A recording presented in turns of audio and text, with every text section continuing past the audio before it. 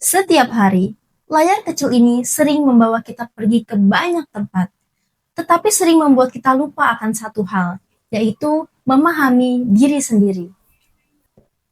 Pernahkah kalian merasa skill kalian biasa-biasa saja? Pintar tidak, bodoh juga tidak. Nah, perilaku seperti itu dinamakan mediocre. Ya, mediocre. Kondisi di mana kualitas seseorang yang tidak terlalu baik atau biasa saja.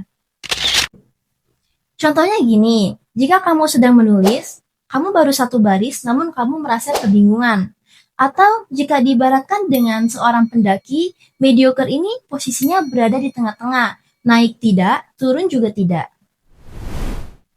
Jika terus dibiarkan, ini akan menjadi penyebab munculnya burnout atau kewalahan.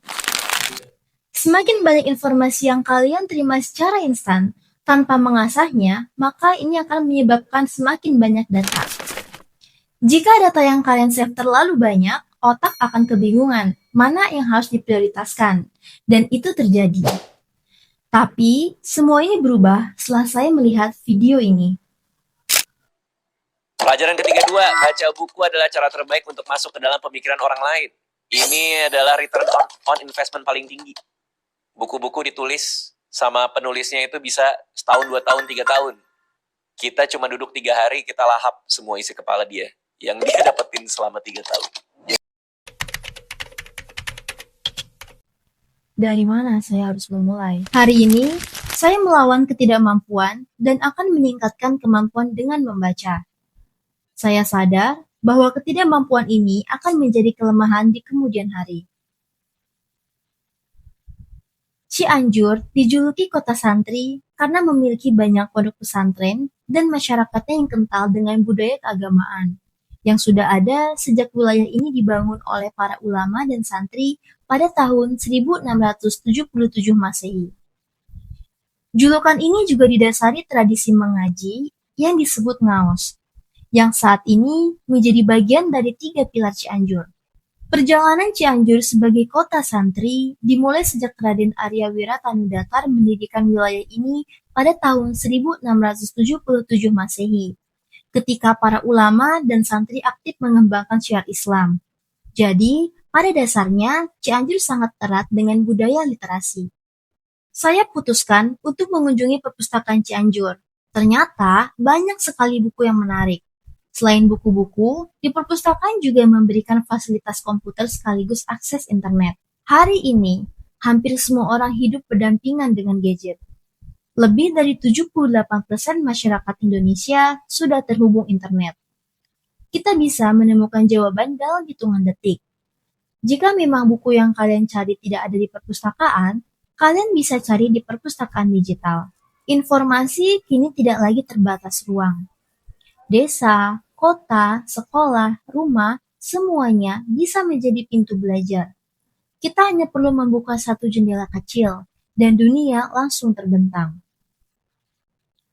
Di sudut kota, perpustakaan berdiri tenang, tidak berteriak, tidak berlomba menarik perhatian. Hanya menawarkan ruang untuk kembali fokus, kembali memahami, kembali menemukan diri. Tapi, perpustakaan kini punya wajah baru. Tidak hanya buku fisik, tapi ribuan koleksi digital yang bisa dibawa kemanapun.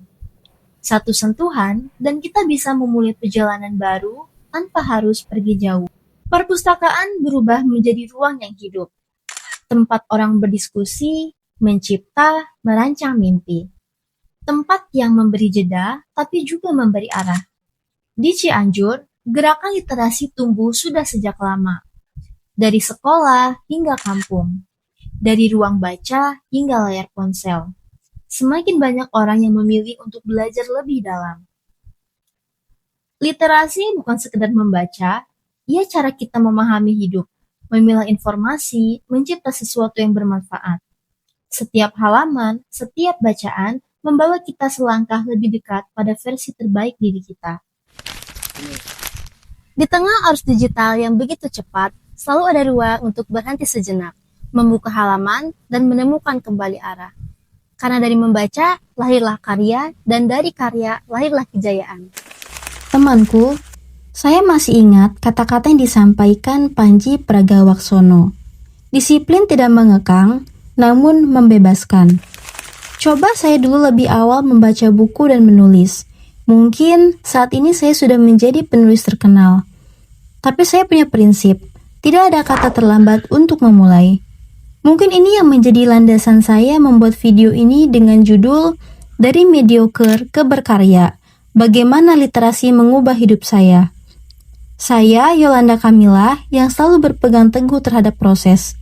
Terima kasih semuanya, saya pamit undur diri.